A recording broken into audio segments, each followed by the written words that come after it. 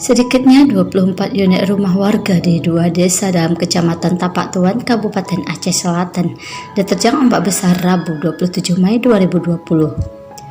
24 unit rumah tersebut meliputi 12 unit di Lorong 1, Desa Gunung Kerambil, dan 12 unit di Lorong 5, Desa Hilir, Kecamatan Tapak Tuan.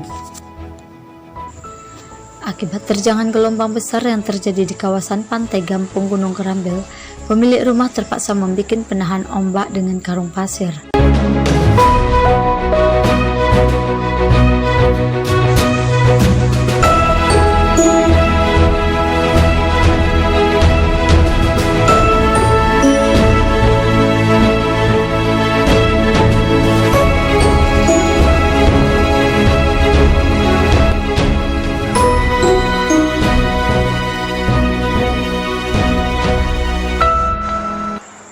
Suwardi, warga Desa Gunung Kerambil, mengatakan terjangan ombak besar telah terjadi sejak beberapa hari terakhir.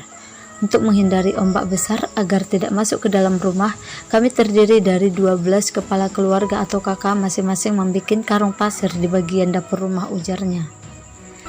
Senada hal itu, warga Desa Hilir, Awalukman, menyebutkan hempasan ombak besar telah memporak-porandakan bagian dapur rumah mereka.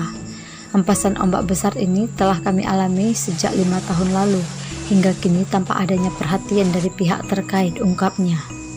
Pasang ini besar ini sudah 5 tahun diusulkan, tapi tidak ada tanggapan dari pemerintah.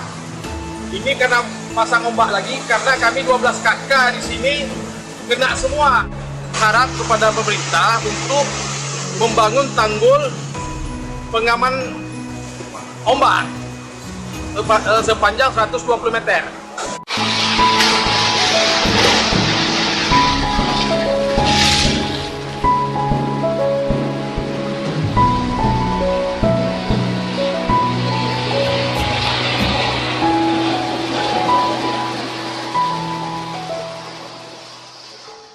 Terima kasih telah mengunjungi Ceber Channel. Jangan lupa komen,